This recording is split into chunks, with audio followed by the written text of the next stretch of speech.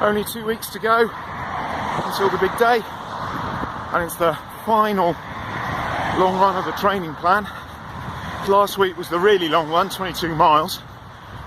I didn't make a video, mostly because it had been the neighbourhood street party the night before, and I wasn't really in the mood to make a video the next morning. But I did the run, got the miles in, and today it's going to be really warm, really warm.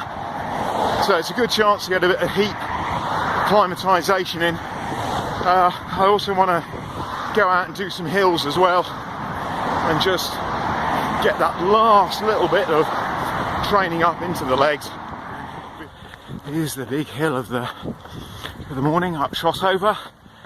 This used to be the London to Oxford road, and this hill was so steep that the coach passengers had to dismount and either push the coach up the hill or walk down behind the hill. And even today, in getting up your car, certainly when it's a bit icy or snowy, it's not the easiest place in the world, and it's not particularly easy to run up either. Still, at least it's not that long, and there's excellent views from the top. Almost at the very top of Shotover here, and if we just turn to the side, just off the top of the road, you can see this interesting rock. That's actually the mounting block. So as you came along here from London on your horse, very steep down there, there's no way your horse could keep its footing, so you could get off your horse on that block, step off, and then there's another very similar block at the bottom end of the hill, just the other side of the ring road. And then if I just come to the top and turn round this corner, you'll be able to see the absolutely beautiful views that you get from here. So there you go, looking out across the Oxfordshire plain. You probably can't see it on the video, but there's a very faint line of hills just in the distance over there, and that's where we're going to be running in 2 weeks' time, hoping that the weather stays as good, but maybe a little bit cooler would be nice. But there it is, there's the line of Race of the Stones going all the way over there. Beautiful. Come down from Shotover through the woods along this footpath. Now apparently somewhere over there beyond that hedge is Narnia, or at least where C.S. Lewis lives, and supposedly is where Narnia is supposed to be based on. Nowadays, yeah, if you go through a wardrobe you find a building site or something. Anyway, let's keep going. That's about 5 miles in. I'm just running up towards Forest Hill before turning left and then uphill towards Stanton St John. Goodness me, is it warm. Yeah, it's really hot. So I'm having to stick to the shade where I can. Nice sensible pace, and stopping when I start feeling myself getting too hot, but it really is very warm indeed. Ooh, I'm Theresa May! Ooh. But as I'm coming up this rise here, I realise that over to my left, when I just get to the edge of this hedge, is actually the start and the first third of Race the Stones.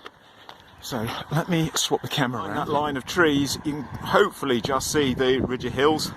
That right in the middle is the start, and then it goes all the way over there, and then there's a dip down where the Thames is. We've got to go down there and we've got to go up the other side, and then all the way along the route that we saw earlier. It's a bloody long way. So now at the very highest point, just cresting the hill, downhill all the way back home. I guess about another 3.5 miles to go, not that far.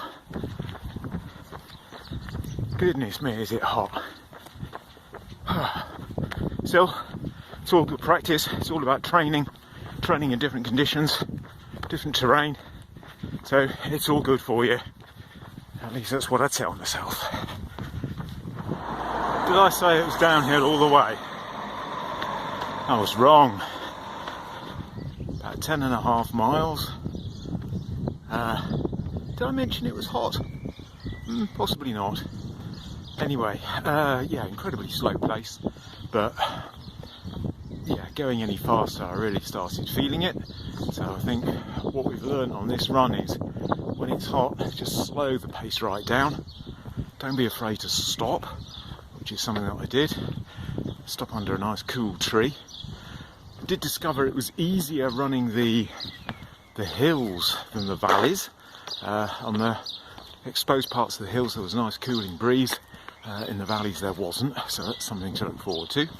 The hat worked incredibly well after not having got the right one previously. The orange one, this one I got from Head Sweats, and it's especially made for running.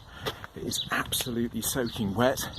Rather amusingly, the what do you call this bit? The peak drips as wicking the sweat away from your head, so you can count the drips per minute to work out how much you're sweating and how much hydration you need to take on board. But all in all, that was quite a success, and looking forward to the big day, exactly 2 weeks' time.